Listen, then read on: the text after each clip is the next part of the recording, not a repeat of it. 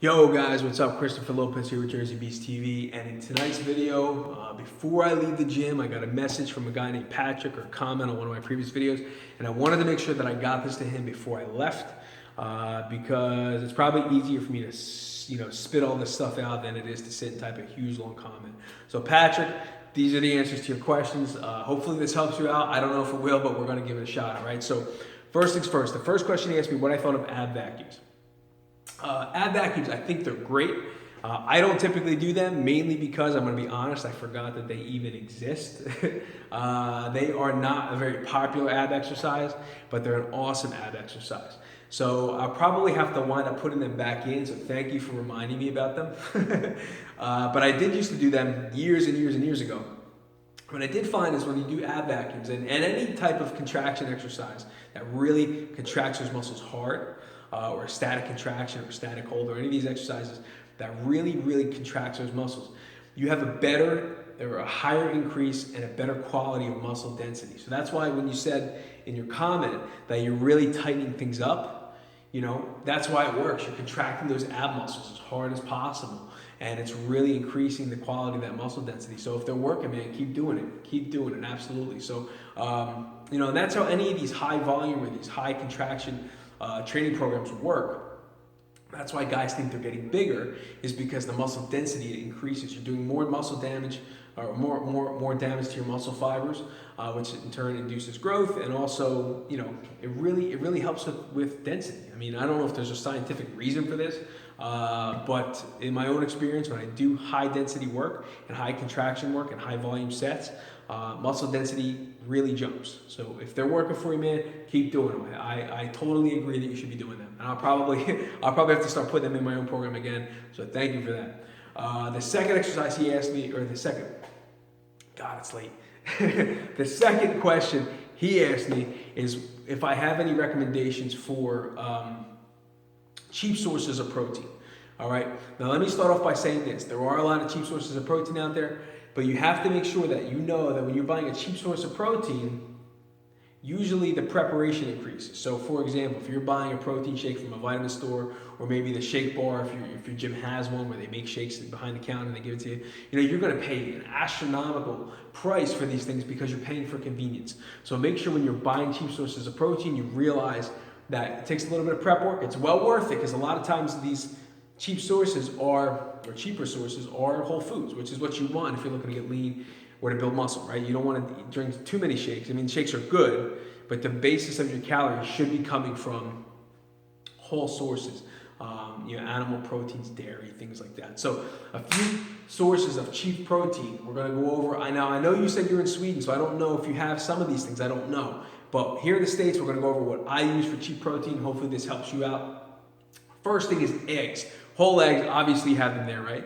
But whole eggs are great. I think when I was building muscle, when I was bulking up a few years ago, I was having like between a dozen and 2 dozen eggs a day.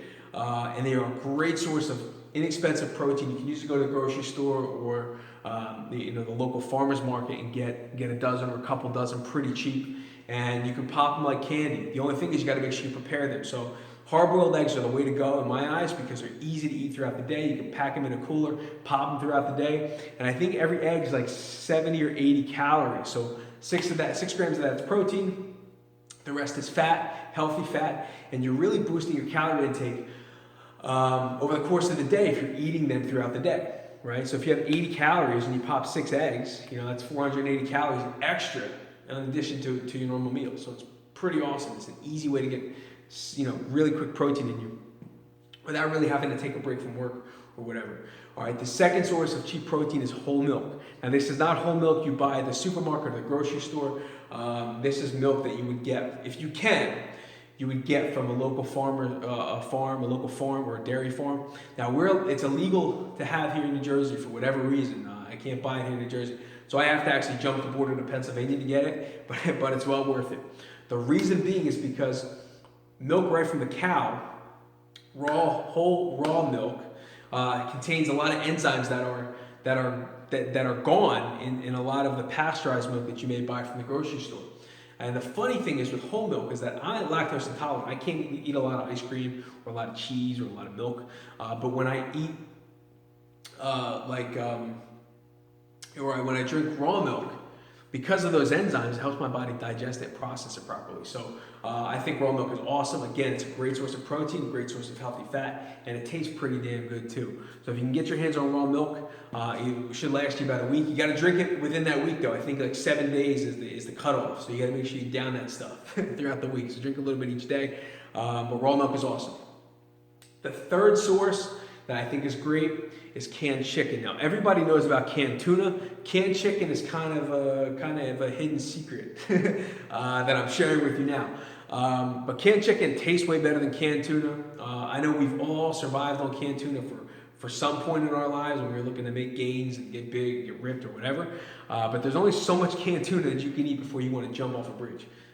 Canned tuna is disgusting. But canned chicken tastes pretty good. It's pre-cooked. I think one can has like 50 grams of protein in it. It's a couple servings, so you get, I think each serving is like 15 or 20 grams of protein, and you get about 50 grams of protein if you eat the whole can. So it's a great source. Mix just a little bit of mayo for taste and put on some wheat bread. You got a great quick meal, a quick protein source. 2 more, guys. The fourth one is chicken thighs, boneless, skinless chicken thighs. Chicken breast is good. All right, but again, it's one of those foods that if you consistently eat while you're dieting, you will want to shoot yourself. Chicken breast can dry out very, very easily, and you can get really, really tired of eating it. For whatever reason, I'm not a fan of it anymore because I've eaten so much of it over the years that I'd rather just eat chicken thighs because they taste way better. The reason being is because they have a lot of fat in them, right? So the higher fat content, it's good and it's bad. If you're cutting, you may want to stay away from them, right? Because of the higher fat content, higher calorie content. But if you're bulking, they're awesome, right? So throw them in a slow cooker, cook them up, and you can actually scoop the fat off of them, off the top of the slow cooker once they're all cooked up, and throw it away. But make sure they're boneless and skinless, otherwise you're gonna have way too much fat and it's just gonna be a pain to eat, okay? The last one is ground beef. Ground beef is a staple in any guy who's looking to make gains. It's a priority. You should make it a priority to eat ground beef. Now, ground beef can get very, very expensive. And that is when you buy the 90% or 93 or 97% lean, you're gonna wind up paying triple the price as you would buying 80% or 85% lean ground beef. But ground beef is another great source of protein. It's 85%, it's relatively inexpensive. You can buy like a family pack at the supermarket for a few bucks. And it's awesome. Now again, if you don't want all the fat in it, you just cook it up, right? Cook it up, fry it up in a pan, and then just drain the fat out or wash it off. Put it in like a colander or something, and wash it off, and you get rid of a lot of that fat content after it's already cooked. Just one thing to note, okay? If you're eating chicken thighs, boneless, skinless chicken thighs, or 85% lean ground beef, just make sure you're not eating a ton of carbs because the meals and those protein sources are much more fatty than maybe a chicken breast or like a 93% lean ground beef. And you don't want to mix protein, carbs, and fats. You just don't want to do it. It's a recipe for disaster. I don't really want to get into it, but just make sure you're eating protein and fat or protein and carbs, not all three at the same time. All right, so that's pretty much it, man. Hopefully this helps. If you have any more questions, feel free to ask, man. You know where to reach me. And hopefully this helps you other guys watching this video. And that's it. That's it. Hopefully you get this tonight, man. Like I said, you're in Sweden, so I don't know what the time frame is there. But again, hopefully this helps. Hopefully you get it. Keep doing those ab vacuums. I'm gonna throw them in my workout, and I'll talk to you soon. Later, guys.